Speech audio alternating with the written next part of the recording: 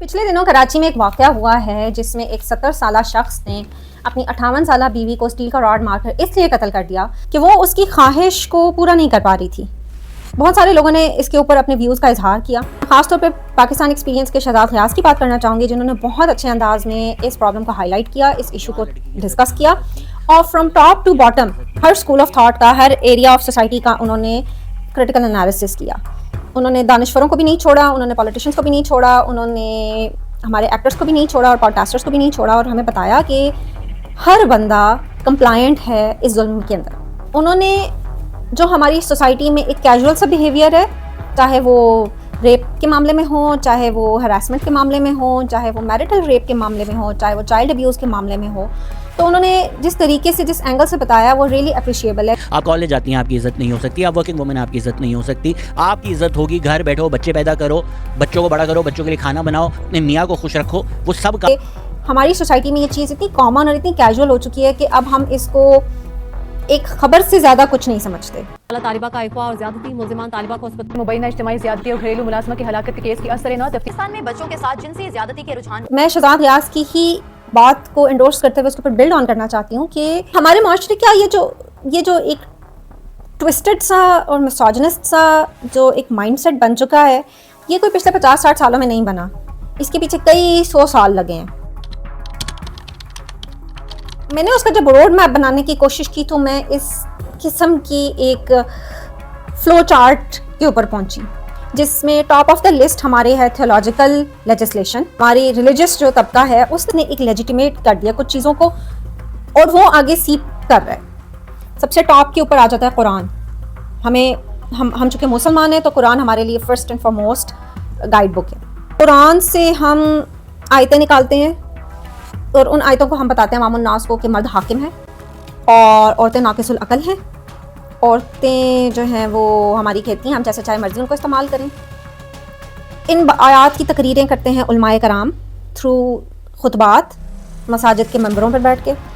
और अब तो मस्जिदें और मंबर पुराने हो गए हैं, अब तो सोशल मीडिया आ गया। अवामुन नास इन तकरीरों को सुन रही है, पिछले कई सालों से सुन रही है, कई 100 सालों से सुन रही है। उन तकरीरों को सुनती है, फिर उनका दिमाग उनको प्रोसेस करता है तकरीरों को, और सोशल मीडिया पे दूसरी तरफ हमें एंटियोटेट टाइप के लोग मिलते हैं जो अल्फा सिग्मा मेल के राग लाप रहे होते हैं, और कुछ हमारे यहाँ के भी जो मुफक्किर और दानिश्वर हैं वो बच्चों को गाइड कर रहे होते हैं कि तेरी आइडेंटिटी मर्द बनने में है, तू निस्वानी किस्म का मर्द बन रहा है। 2 नंबर अम्मियों ने जो है ना वो बोने पैदा कर दिए हैं और आंटियों ने जो है ना वो निस्वानी मर्द पैदा करना शुरू कर दिए हैं जिनकी कोई अपनी थॉट प्रोसेस नहीं है। तो जब इस किस्म का नैरेटिव बिल्ड किया जाता है तो जनरल जो पब्लिक है उनका दिमाग ये अखज़ करता है और इस नतीजे पर पहुंचता है कि हम हाकिम हैं, हम रूल करने के लिए आए हैं, हम डोमिनेट करने के लिए आए हैं, और औरतें जो है ना वो सिर्फ हमारे लिए बनाई गई हैं। उनका अपना कोई सेपरेट रोल नहीं है सोसाइटी में। कोई जंगें तो हो नहीं रही, कोई बादशाहत भी नहीं है, कोई कारनामे भी नहीं है, कोई साइंटिफिक रिसर्च भी नहीं है, तो किधर हाकिमियत के झंडे गाड़ें, किधर जाकर बताएं कि हाँ भी वो या हम हीरो हैं। तो ले देकर घर की ख़वातीन रह जाती हैं, तो घर की ख़वातीन के ऊपर जैसे ही दरवाज़ा खोलकर एंटर होते हैं तो हाकिम बन जाते हैं। आप कोई भी स्कॉलर उठाकर देख लें, चाहे डॉक्टर इसरार अहमद हो या चाहे इंजीनियर मोहम्मद अली मिर्ज़ा साहब हो, मैं इन दोनों की वैसे बहुत रिस्पेक्ट करती हूँ, मैंने बहुत सारा कुछ सीखा है इनसे, लेकिन इस एक पॉइंट पर मैं इनसे इख्तलाफ करती हूँ। ये जब इस आयत सूरह निसा की आयत नंबर 34 की तशरीह करते हैं ना, अर्रिजालु क़व्वामूना अलन निसा, तो हमेशा कहते हैं मर्द को अल्लाह ने हाकिम बनाया। फरमाया कि अर्रिजालु क़व्वामूना अलन निसा, और इसका तर्जुमा सही तरीन ये होगा कि मर्द औरतों पर हाकिम है। अर्रिजालु क़व्वामूना अलन निसा, मर्दों को हमने हाकिम बनाया है औरतों के ऊपर। तो भाई हाकिम का लफ्ज़ तो आया ही नहीं है इस आयत में, लफ्ज़ तो क़वाम आया है। अगर हाकिम बनाना होता तो अल्लाह ताला वर्ड हाकिम ही इस्तेमाल करता। अल्लाह ताला यूँ फरमा देते कुरान पाक में कि अर्रिजालु हाकिमूना अलन निसा। एग्जैक्ट ट्रांसलेशन तो ये बनती ना कि मर्द औरतों पर हाकिम है, लेकिन लफ्ज़ तो क़वाम आया है, हाकिम तो आया ही नहीं है। अब इन दोनों लफ्ज़ों में फ़र्क क्या है? ये वो पॉइंट है जिसने हमारी सोसाइटी का फैब्रिक उधेड़ के रख दिया। यहाँ वो डंडी मार गए हैं तमाम उलमाए कराम जिन्होंने इसकी ट्रांसलेशन की है। ये वो सिमेंटिक मैनिपुलेशन है जिसके थ्रू हमारी साइकी जो है वो इतनी बुरी तरह से मुतासिर हुई है कि अब हम मरने मारने पर उतर चुके हैं। हाकिम का जो लिटरल मीनिंग है वो है हुकूमत करने वाला, हुक्म चलाने वाला, अपने अहकामात को नाफिज करवाने वाला, लाइक गवर्नर, लाइक अ एम्परर, एक बादशाह, एक सॉवरन, जो ऑर्डर पास करे और बाकी तमाम उसके मातहत हों और वो उन ऑर्डर्स को जो है ना एक्सेप्ट करें, जिसकी आगे ना की जाए। और आप कुरान मजीद के तर्जुमे उठाकर देख लें, हर जगह यही लिखा गया है, बल्कि किसी जगह तो यहाँ तक लिख दिया गया है कि मर्द औरतों के ऊपर हाकिम और मुसल्लत बनाए गए हैं। लुक, कितनी बुरी बात है कि आपने जो असल लफ्ज़ था उसको कुछ का कुछ बना दिया और अल्लाह के उस हुक्म को भी याद नहीं रखा। तुम लोगों को जब अल्लाह की बात बताओ तो पूरी बात बताओ, सही तरह से बात बताओ। तो सवाल बनता है कि कवाम का मतलब क्या है। कवाम का वर्ड कामा से निकला है, जिसका मतलब है खड़े हो जाना। तो कवाम हम उस शख्स को कहेंगे कि जो हर वक्त खड़ा है, चौकस खड़ा हुआ है, लाइक अ गार्ड, और जो प्रोटेक्ट कर रहा है और जो थक रहा है उस खड़े होने में। जिस आप समझ लें जैसे एक बैंक के बाहर एक गार्ड ड्यूटी दे रहा हो, उसके पास अथॉरिटी होती है कौन अंदर जाएगा और कौन अंदर नहीं जाएगा, उसके अलावा उसके पास कोई अथॉरिटी नहीं है, लेकिन उसने मुसलसल खड़े रहना है, उसने अपनी ड्यूटी पूरी करनी है। तो मर्द को तो अल्लाह ताला ने वैसा गार्ड बनाया है, जो हर वक्त खड़ा हुआ है, जो अपनी जान हल्कान कर रहा है, जो अपनी स्ट्रेंथ को, अपने एनालिटिकल स्किल्स को, अपनी बर्दाश्त को, अपनी कुव्वत को, अपने सब्र व तहम्मुल को फैमिली का बोझ उठाने के लिए इस्तेमाल कर रहा है। That is the meaning of कवाम। तो अब जब आप इसको इस तनाज़र में देखें कि अर्रिजाल क़वामून अलन निसा, मर्द औरतों पर निगहबान, निगरान, मुहाफ़िज़ और केयर टेकर बनाए गए हैं, तो अब आप देख लें कि उसका क्या मीनिंग निकल रहा है। हाकिम is a totally negative word and कवाम is a totally positive word. लेकिन सैडली हमारे अक्सर स्कॉलर्स ये इंटरप्रिटेशन नहीं बताता कुरान की, और वो तमाम के तमाम डिवाइन राइट्स कुरान से इंटरप्रेट किए जाते हैं और मर्दों को प्लेट में सजा कर पेश कर दिए जाते हैं। कौन कौन से डिवाइन राइट्स की मैं बात कर रही हूँ? Let's see. मर्द हाकिम है, मर्दों को फजीलत दी गई है, औरतें नाकिसुल अकल हैं क्योंकि एक औरत की गवाही एक्सेप्ट करने की बात की गई है, और औरतें जो हैं वो जज्बाती होती हैं, कमज़ोर होती हैं, उनसे हुकूमत के काम नहीं किए जाते, तो उनको हुकूमत से दूर रखना चाहिए, और वो हमारी खेती हैं, हम जब चाहें जैसे चाहें मर्ज़ी उनके पास जाएं, जैसे मर्ज़ी उनको यूज़ करें, इस्तेमाल करें, और हमारा आराम और हमारी तलब इंतहाई ज़रूरी है, क्योंकि अगर हम उससे नाराज़ हो जाएंगे तो वो लानती होगी, उसके ऊपर फरिश्ते लानत करेंगे। और हमारी अताअत इतनी ज़रूरी है कि अगर अल्लाह के सिवा किसी और को सजदा करना जायज़ होता तो हमें सजदा करने का हुक्म दिया जाता, यानी कि शोहरों को सजदा करने का हुक्म दिया जाता। और ये कि औरत अगर बात ना माने तो हम औरत पर हाथ भी उठा सकते हैं। ये वो तमाम बातें हैं जो हमारे दीनी लिटरेचर में भरी पड़ी हैं, जो सर्कुलेट होती हैं, जो from one mouth to another transfer होती हैं, जो एक मिलकर कलेक्टिव थाट बनाती हैं। इसमें से गलत कुछ भी नहीं है, लेकिन ये सिर्फ मिस इंटरप्रेटेड है, ये सब आउट ऑफ कॉन्टेक्स्ट है। तमाम के तमाम उलमा एक दूसरे की टांग खींचने में तो मसरूफ़ होते हैं, एक दूसरे को बेगैरत कहने में तो मसरूफ़ होते हैं, ईमान से खारिज होने के ऊपर तो बहुत तकरीरें कर रहे होते हैं, लेकिन ये कुरान की असल ब्यूटी, उसकी लिंग्विस्टिक एनालिसिस कभी करके नहीं बता रहे होते, सवाए नुमान अली खान के, जो एक्चुअली कुरान के अरबिक वर्ड्स को इंटरप्रेट करके बता रहे होते हैं।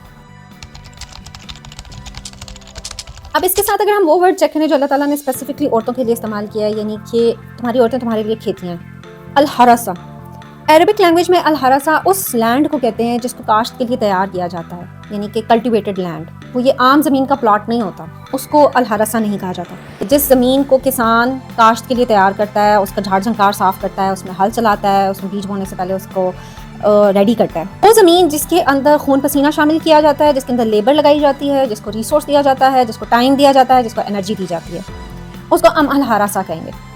अब सोचने की बात है, मेरे माइंड में ये पॉइंट आया कि अगर अल्लाह ताला ने औरतों को खेती कहा है तो उस हिसाब से मर्द क्या हुआ?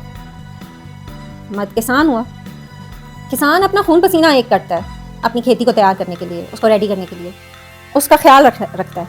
अगर किसान ख्याल ना रखे अपनी खेती का तो क्या होगा? क्या वो फ्रूटफुल होगी? क्या वो प्रोड्यूस देगी? क्या वो उसकी फसल अच्छी होगी? नहीं।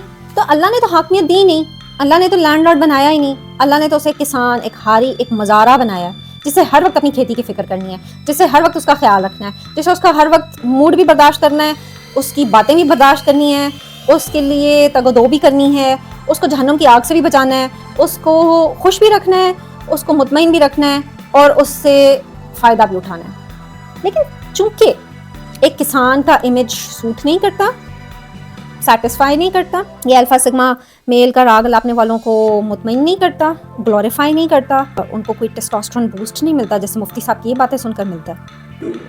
जब एक बीवी होगी आपको लगेगा मैं ही, एक और शादी होगी ही, ठीक है ना? 4 शादियों पे ही को 4 से ज़रा दे दो, मर्दानगी का एहसास होगा आदमी को, यार आदमी के बच्चे हैं। और फिर अगर कोई शहजाद गयास की तरह का कोई बंदा आवाज़ उठाए या इंजीनियर साहब की तरह का कोई बंदा औरतों के लिए सॉफ्ट कॉर्नर शो कराए, तो उसको निस्वानी मर्द कहा जाता है, वीक कंसिडर किया जाता है। कहा जाता है कि बोने हैं, छोटी सोच के हैं, बिगर पिक्चर नहीं देख रहे। उनको लिबरल कहा जाता है, उनको एंटी इस्लामिक कहा जाता है, उनको सेकुलर कहा जाता है, उनको वेस्टर्न एजेंडे के ऊपर काम करने वाला कहा जाता है, सब कुछ कहा जाता है। लेकिन अपने गिरेबान में नहीं झांका जाता, अपनी गलती नहीं मानी जाती। तो हमें अपने इस कॉन्टेक्स्ट को ठीक करने की ज़रूरत है। मर्द हाकिम नहीं है, मर्द कवाम है। मर्द को अल्लाह ने जो जिम्मेदारी दी है, अगर वो मर्द समझ जाए तो उसकी रातों की नींदें उड़ जाएं।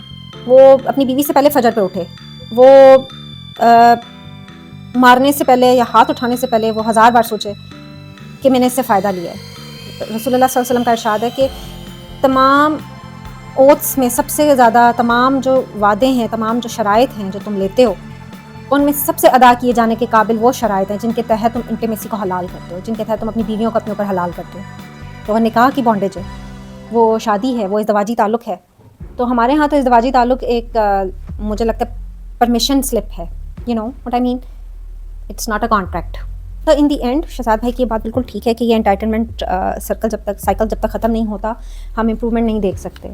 लेकिन मैं उनकी इस बात से भी इत्तेफाक नहीं करती कि मुल्क छोड़कर चले जाना चाहिए और अपनी बेटियों को जो है वो किसी भी तरह से बस बाहर सेटल करा दो, बाहर चले जाओ, बाहर जो है ना कुछ बुरा नहीं होगा। पाकिस्तान में सिर्फ गोश्त का लोथड़ा ही समझा जाएगा, इससे ज़्यादा कोई हैसियत नहीं है। कोई औरत, बच्ची, लड़की हमारी पॉडकास्ट सुनती है, मेरी बातें सुन रही है, मैं आपसे हाथ जोड़ के भी मांगता हूँ, मास्टर्स कर सकती हैं आप, बैचलर्स कर सकती हैं, जो कर सकती हैं, कहीं नौकरी मिल जाए, फेलोशिप मिल जाए, इस मुल्क से निकल जाएँ आप।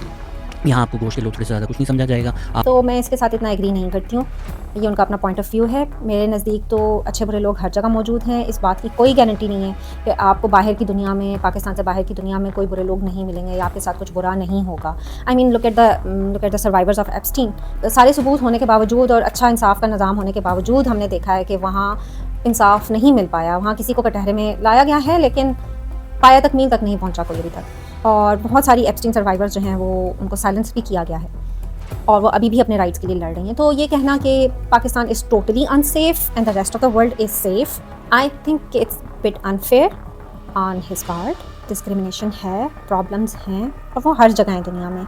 और हम क्या कर सकते हैं एज अ मॉम, हम चेंज ला सकते हैं।